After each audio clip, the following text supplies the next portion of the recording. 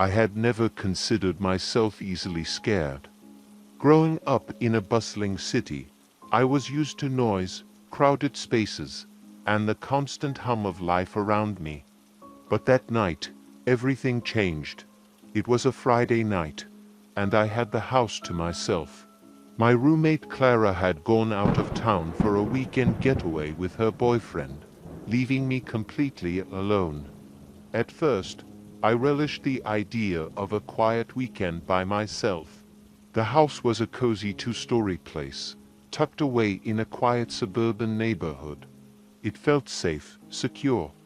Around 11 p.m., I had just finished binge-watching a few episodes of my favorite series when I decided to make a cup of tea before bed. The house was silent, with only the hum of the refrigerator keeping me company. As I stood in the kitchen, waiting for the kettle to boil, I heard the first knock. It was faint, so faint that I wasn't sure if I had heard it at all. I paused, holding my breath, listening intently. The knock came again, this time louder, clearer. I frowned, glancing at the clock. Who would be knocking on the door this late? I walked to the front window, peeking through the curtains, but the porch was empty. The streetlights cast a dim glow on the empty road, and everything seemed normal. Still feeling uneasy, I decided to ignore it. Maybe it was just the wind or an animal. I convinced myself that I was being paranoid. Returning to the kitchen, I poured my tea and sat down at the dining table, scrolling through my phone to distract myself. But that's when the lights flickered. At first, it was just a slight dimming, like the power was struggling. But then they flickered again, and by the third flicker, the house was plunged into complete darkness. I sat frozen in my chair, gripping my phone tightly as my heart began to race. I hated the dark. Ever since I was a child, darkness had unnerved me. The way it cloaked everything, making familiar spaces feel foreign and threatening. I immediately turned on my phone's flashlight, casting a small beam of light across the room. Great, I muttered to myself, trying to calm my nerves. Probably just a blown fuse. I stood up, shining the light in front of me as I made my way toward the basement door, where the fuse box was located. As I passed the front door, I stopped. There it was again, that knock. Only this time, it was much louder, more insistent. My stomach tightened with fear. I slowly approached the door, peering through the peephole. Nothing. There was no one there. My heart pounded in my chest as I stepped back from the door. Maybe someone was playing a prank, I thought. Some neighborhood kids messing around. But as I stood there, trying to rationalize the situation, I heard something that made my blood run cold. Footsteps. From upstairs. It was subtle at first, a faint creaking sound that could easily be mistaken for the house settling. But then the creaking turned into distinct footsteps, slow and deliberate, like someone was walking across the floor above me. My mind raced. Clara was out of town. No one else had a key to the house. So, who or what was up there? I stood frozen in place, straining to listen. The footsteps stopped. The house was deathly silent again, but the tension in the air was suffocating. I swallowed hard, debating whether I should go upstairs and check. Every rational part of my brain screamed at me to call the police, to leave the house, to do anything but go upstairs. But something pulled me toward those stairs. Maybe it was curiosity. Maybe it was the desperate need to prove to myself that nothing was wrong. With my phone's flashlight trembling in my hand, I began to ascend the stairs. Each step felt like it took an eternity. The wooden steps creaked under my weight, and every sound seemed magnified in the oppressive silence. As I reached the top of the stairs, I shone my light down the hallway. All the doors to the bedrooms were closed. just as I had left them earlier in the day. My heart was pounding so hard I thought it might burst out of my chest.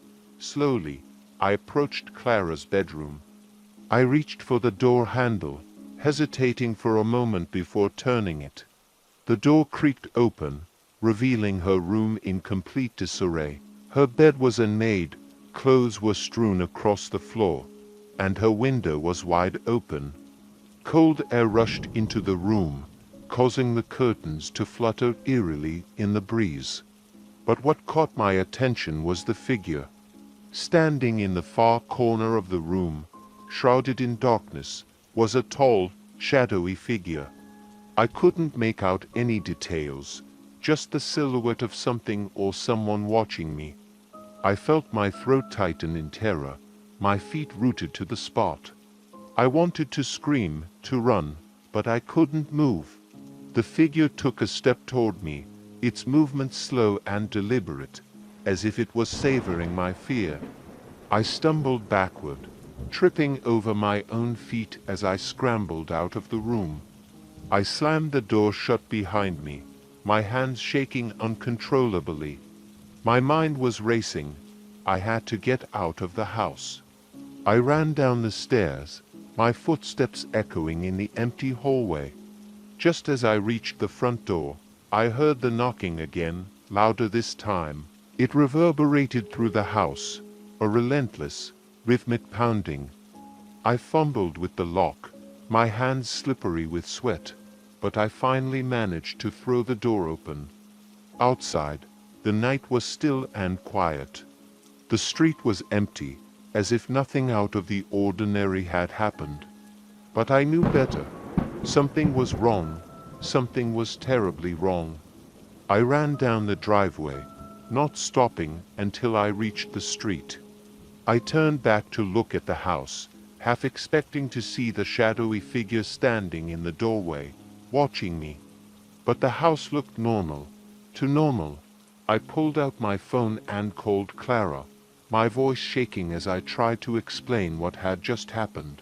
She listened patiently, trying to reassure me that it was probably just my imagination, that maybe someone had tried to break in and I had scared them off. But I knew deep down that it wasn't that simple. For the rest of the weekend, I stayed with a friend, too afraid to return to the house. When Clara finally came back, she found nothing out of the ordinary.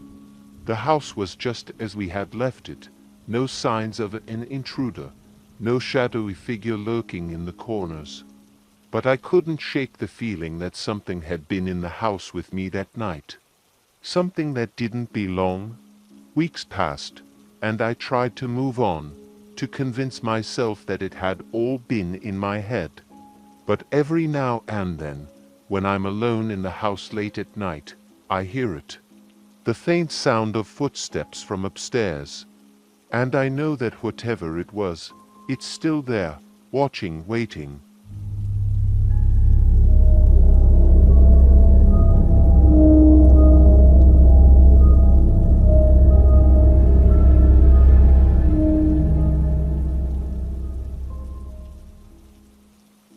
It was a late summer evening, and the air hung thick with humidity. I had just returned home from work, exhausted, and all I wanted was a quiet night. My apartment was on the second floor of a small building on the outskirts of town. It wasn't fancy, but it had a certain charm, a balcony that overlooked the woods, large windows that let in plenty of natural light, and most importantly, it was cheap. I tossed my bag onto the couch and made my way to the kitchen to grab a drink. As I opened the refrigerator, I noticed how quiet everything felt. Too quiet. It wasn't unusual for my building to be silent, but tonight it was different. The type of quiet that presses down on you, as if the world is holding its breath. I tried to shake off the unease, chalking it up to my exhaustion. After pouring myself a glass of water, I wandered over to the window by my small dining table. The view was peaceful, trees stretching out as far as the eye could see, with the occasional chirp of crickets filling the air. I leaned against the windowsill, letting the cool evening breeze brush against my skin, when I saw him. At first, I thought my tired eyes were playing tricks on me. It was a man, standing just beyond the tree line. He was facing my building, motionless. His posture was strange, rigid, as if he were frozen in place. I blinked, trying to make out his features, but his face was obscured by the growing darkness. All I could see was the vague outline of his figure, illuminated faintly by the last rays of the setting sun. A chill ran down my spine. I told myself it was probably just a neighbor, or someone passing through the woods, but something about the way he stood there, unmoving, watching, made my skin crawl. I forced myself to look away, convincing myself I was overreacting. People walk through the woods all the time, right? An hour passed, and I did my best to distract myself. I turned on the TV, flipping through channels without really paying attention to what was on. But no matter how hard I tried, I couldn't shake the feeling that someone was watching me. My gaze kept drifting back to the window, where the man had been standing. Every time I looked, I expected to see him again. But he wasn't there. Relief washed over me.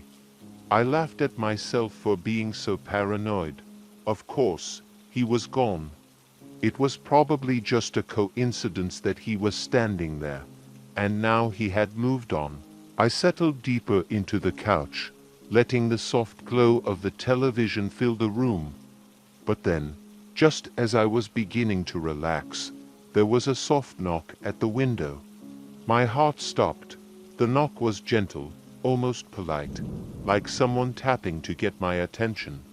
I froze, too afraid to turn my head.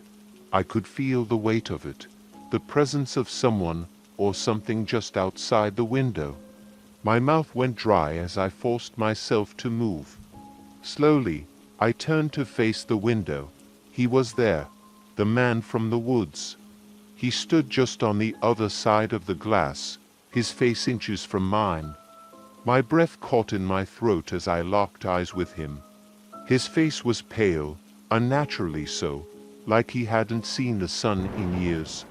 His eyes were wide and unblinking, staring straight into mine with an intensity that made my skin crawl. I scrambled backward, nearly tripping over the coffee table in my haste to get away. My mind raced, trying to make sense of what was happening. How had he gotten up to my window? My apartment was on the second floor. There was no fire escape, no balcony near enough to climb. He shouldn't have been able to reach my window, but there he was. He knocked again, a slow, deliberate tap.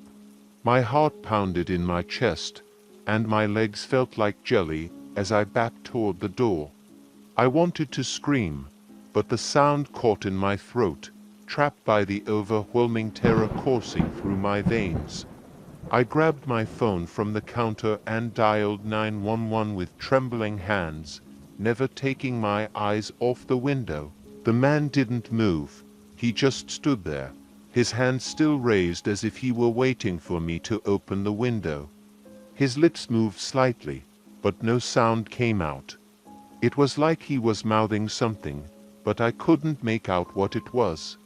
I backed into the hallway, my phone pressed to my ear as I waited for the operator to answer. My eyes stayed locked on him, but then, without warning, he turned and walked away, disappearing into the darkness of the woods as if he had never been there at all. The police arrived within minutes, but by the time they searched the area, there was no sign of him. No footprints, no evidence that anyone had been near my building. They assured me that it was probably just a trespasser, someone passing through the area, but I knew better. There was something wrong with that man.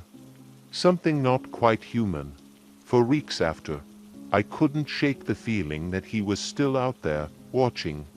Every time I looked out my window, I half expected to see him standing in the shadows, waiting for the right moment to return.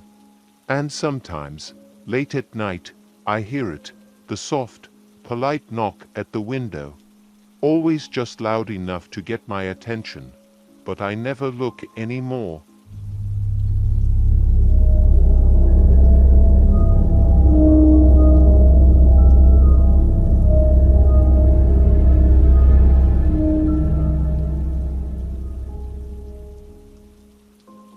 The old house on Sycamore Street had been on the market for years.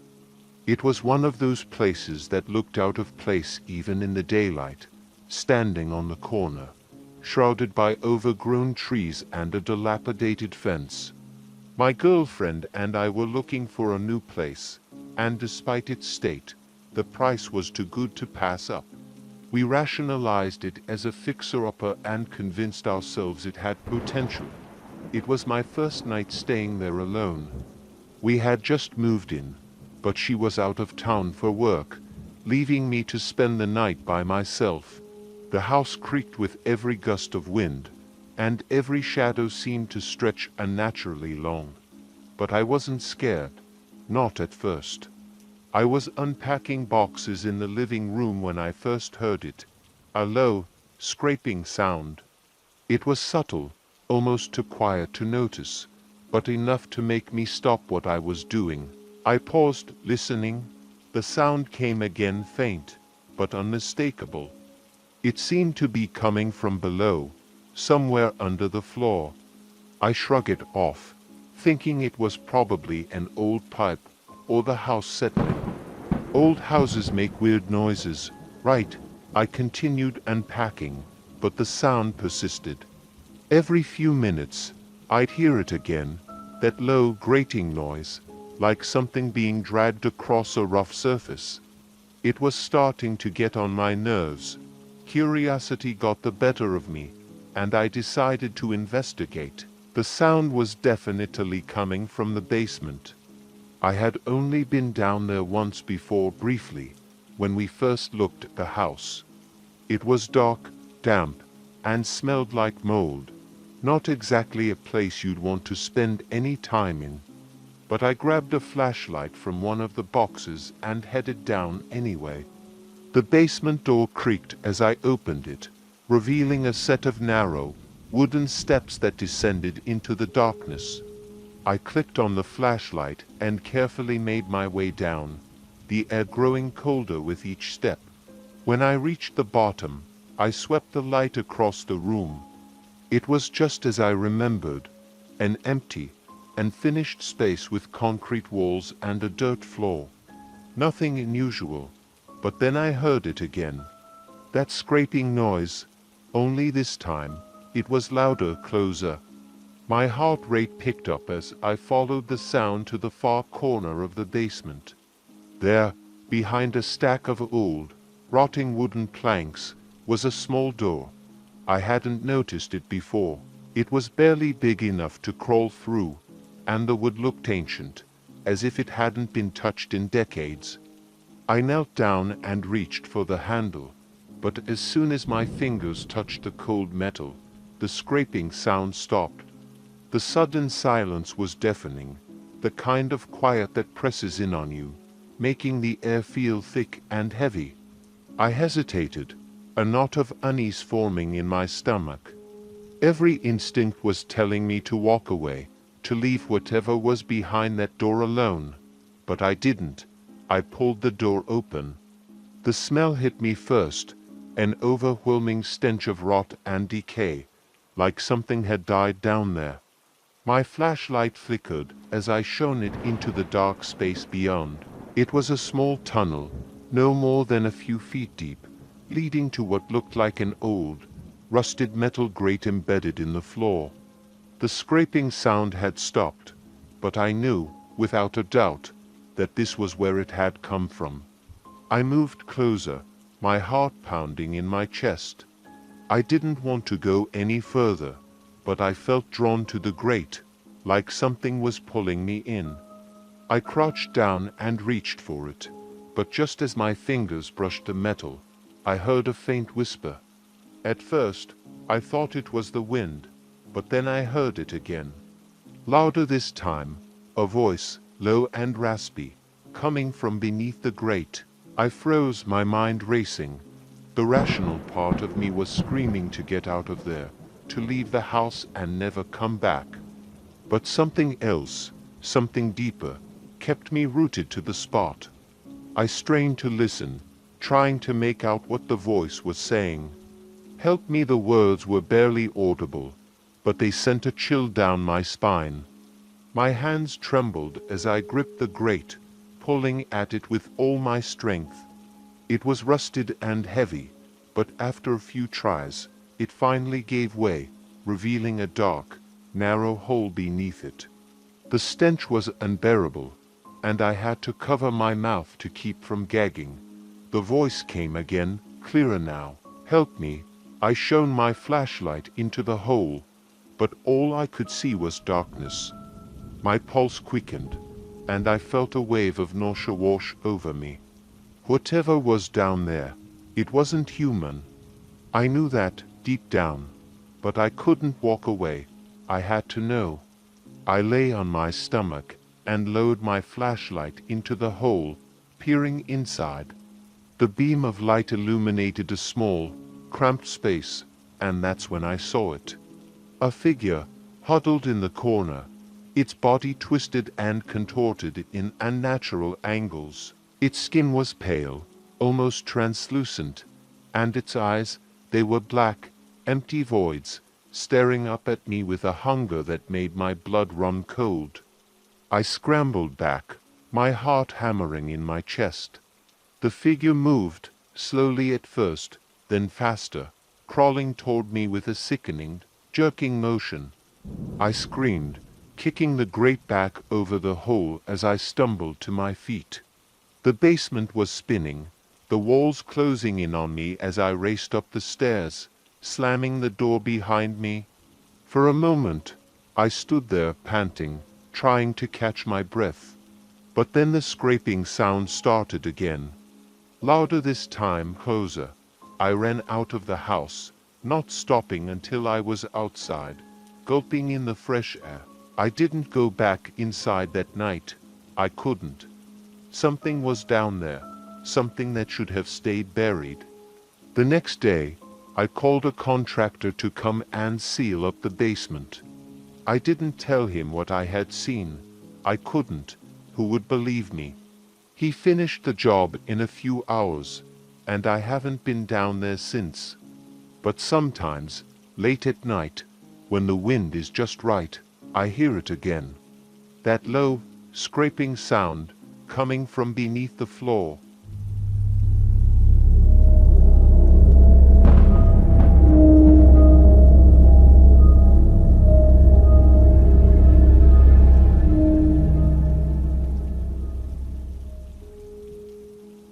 The house was perfect. It had been my dream home since the first time I laid eyes on it. A quaint, three-story house with large windows, a wraparound porch, and more space than I knew what to do with. My wife and I were ecstatic when we got the keys. We had just moved out of the city and were eager to start a new chapter of our lives in this quiet, suburban neighborhood. The only thing I didn't like about the house was the attic.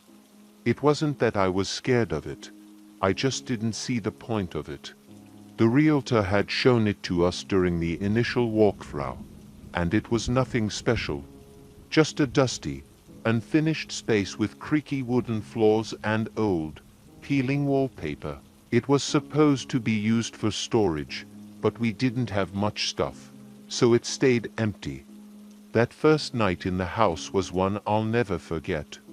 We were still unpacking boxes late into the evening, and by the time we finally crawled into bed, exhaustion had set in. The house was eerily quiet, the kind of quiet that makes you hyper-aware of every little sound. But I figured that was normal for an old house like this one. Around 3 in the morning, I woke up. I wasn't sure what had pulled me from sleep, but the moment I opened my eyes, I felt it. A sense of unease crept over me, like I wasn't alone. I lay still for a moment, listening. The house was silent, but not in the peaceful way it had been earlier. It was a tense, oppressive quiet, as if the house itself was waiting for something. Then I heard it. Footsteps, faint, slow, and deliberate. They were coming from above me, from the attic. My heart skipped a beat. I sat up in bed, straining to listen. The footsteps continued, pacing back and forth, directly above our bedroom, the attic. My mind raced, trying to rationalize it. Old houses settle, right? Maybe it was just the wood shifting or something. But deep down, I knew better. Those were footsteps. Someone was up there. I glanced at my wife, still asleep beside me, and considered waking her. But what was I going to say? That I heard someone walking around in the attic. She'd think I was paranoid. Instead, I quietly slipped out of bed and grabbed the baseball that I kept in the closet. My heart pounded in my chest as I crept out of the bedroom and down the hallway to the attic stairs. I stood at the bottom of the narrow staircase, staring up into the darkness. The footsteps had stopped. The air was heavy, thick with the feeling that something was wrong. I hesitated, my grip tightening on the bat. I didn't want to go up there.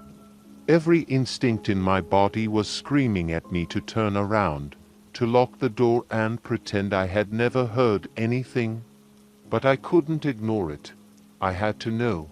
I slowly climbed the stairs, my flashlight casting long, eerie shadows on the walls. The old wooden steps creaked under my weight, and each creak seemed to echo in the silence, amplifying the tension that had settled over me.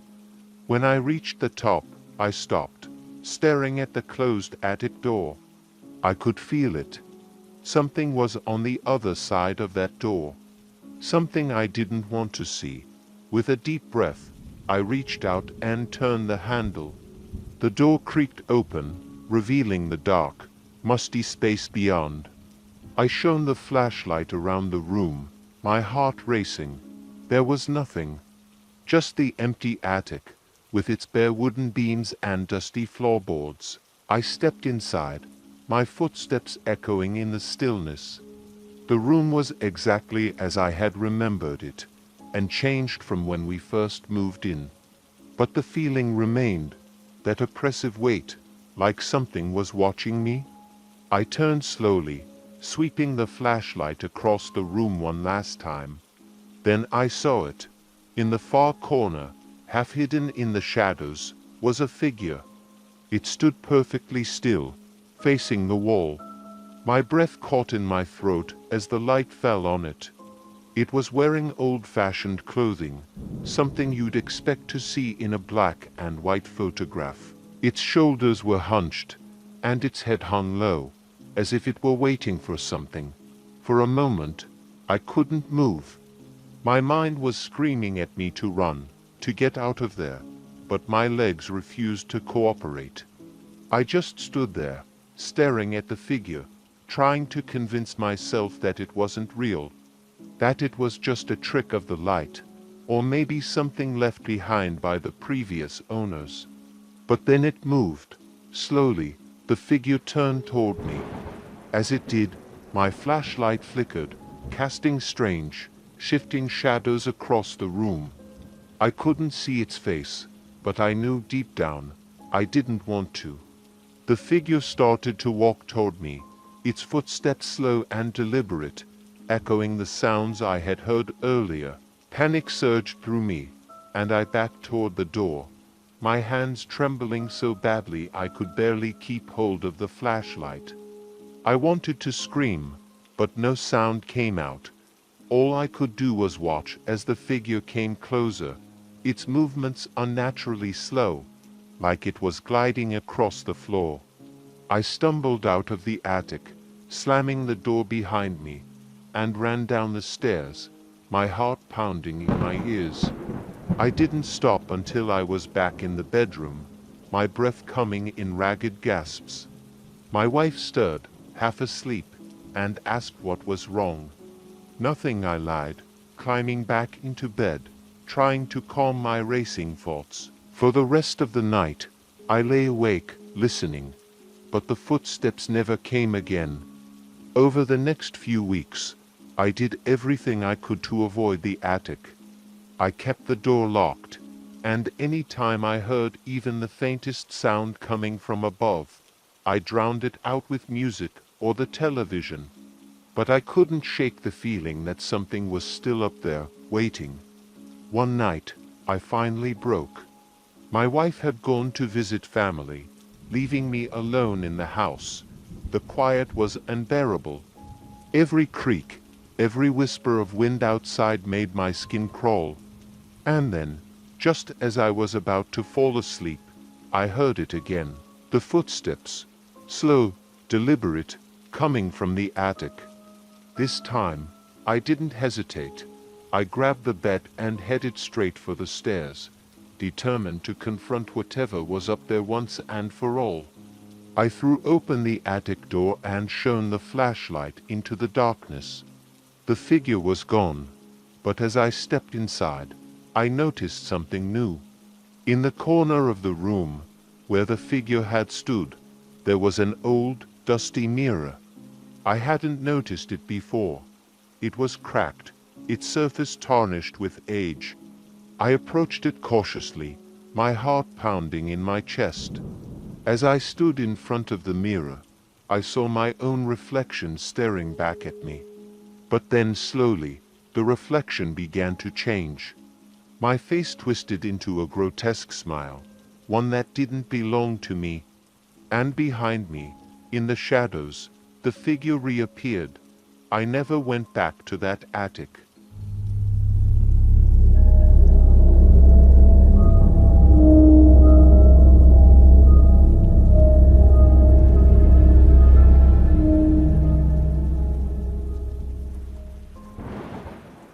When I first moved into the small cottage on the outskirts of town, I was thrilled to finally have a place of my own. It was quiet, tucked away from the noise of the city, with a large yard and trees surrounding it like a protective barrier. The rent was cheap, and the landlord seemed eager to get someone into the house as soon as possible. In hindsight, that should have been my first warning. The cottage itself was quaint, small, but cozy. One bedroom, a tiny kitchen, and a living room with a fireplace. It was perfect for someone like me who enjoyed their solitude. The only thing that gave me pause was the window in the bedroom. It was an old, single-pane window, large and set low in the wall, facing the woods behind the house. The landlord had mentioned it in passing, saying it could be a little drafty at times and that I should keep it closed. No problem, I thought. I wasn't planning on opening it anyway. My first night in the cottage was uneventful. I unpacked a few boxes, made myself some dinner, and spent the evening reading by the fire. By the time I went to bed, the house had settled into a peaceful stillness. The kind of quiet that makes you feel safe, like nothing could disturb the calm. I slept like a rock. The next few nights were the same, peaceful, uneventful. I had started to get used to the rhythm of the house, the way the floors creaked in certain places, the soft hum of the wind outside, and the occasional rustle of leaves in the yard. It was a comforting kind of isolation, the kind I had been craving for a long time. But on the fifth night, everything changed. I woke up in the middle of the night to a strange sound. It was faint at first, just a soft tapping noise, like someone gently knocking on a door. I sat up in bed, rubbing my eyes and listening. The house was dark, the only light coming from the pale moon shining through the curtains. The tapping continued, steady and deliberate. It was coming from the bedroom window. My heart skipped a beat as I turned to look at the window. The curtains were drawn, but I could see the faint outline of the glass. The tapping stopped for a moment, replaced by a soft scratching sound, like something was brushing against the outside of the window. I froze, my mind racing. What could it be? A tree branch? An animal? I got out of bed, my feet cold on the wooden floor, and slowly approached the window. My hands trembled as I reached for the curtains. Every instinct in my body was screaming at me not to open them, to leave whatever was on the other side alone. But curiosity got the better of me. I pulled the curtains back, my breath catching in my throat. There was nothing there. The yard outside was still, bathed in the pale glow of the moon. The trees swayed gently in the breeze, their branches casting long, dark shadows across the grass. I let out a shaky breath, feeling a wave of relief. It must have been my imagination, I told myself. Or maybe a stray animal had wandered too close to the house. Either way, there was nothing to worry about. I went back to bed, pulling the blankets up to my chin, but I couldn't shake the feeling that something was wrong. The house felt different, like the air had shifted. I lay awake for hours, listening to the silence, my eyes darting to the window every few minutes. Eventually, exhaustion won, and I drifted off to sleep. The next morning, I tried to put the whole thing out of my mind. It had been a long week, and I was probably just overtired. But as I went about my day, I couldn't help but notice something strange. The window in the bedroom, it wasn't closed all the way. I stood in front of it, staring at the tiny gap between the frame and the sill. I could have sworn I had closed it the night before. I reached out and pulled it shut, making sure it was locked this time. Maybe I hadn't closed it properly, or maybe it had come loose somehow. Either way, I didn't think much of it at the time. That night, the tapping returned, louder this time, more insistent. I woke up in a cold sweat, my heart racing as the sound filled the room. It was definitely coming from the window again, a rhythmic knocking, like someone was tapping their fingers against the glass. My stomach churned with a sense of dread, but I forced myself to get out of bed and approach the window. I had to know what was causing it. As I pulled back the curtains, my heart nearly stopped. There was a hand pressed against the glass. A pale, skeletal hand, its long fingers splayed out as if it were trying to push its way inside. The skin was stretched tight over the bones, so thin it was almost translucent, and the nails were long and cracked. I stood there, frozen in place, my mind struggling to process what I was seeing. The hand didn't move, but I could feel the intent behind it. Whoever, or whatever it belonged to, was trying to get in. I backed away from the window, my breath coming in short, panicked gasps. The tapping started again, this time louder, more urgent. I turned and ran from the bedroom, my heart pounding in my chest as I fled down the hallway to the living room. I didn't stop until I was by the fireplace, clutching the poker like a lifeline. For the rest of the night, I stayed awake, listening to the relentless tapping echoing through the house.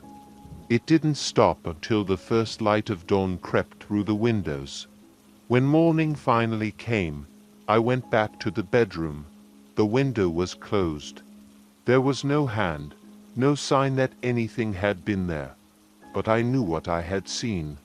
And I knew I couldn't stay in that house another night. I packed my bags and left that day, not bothering to explain anything to the landlord. I didn't care about the deposit or the rent I had already paid. I just wanted to get as far away from that place as possible. I never went back to the cottage. But sometimes, late at night, when I'm alone in my apartment, I hear it, the tapping, faint at first, but growing louder, more insistent, as if it's trying to remind me that I left something unfinished. as if it's still trying to find a way in.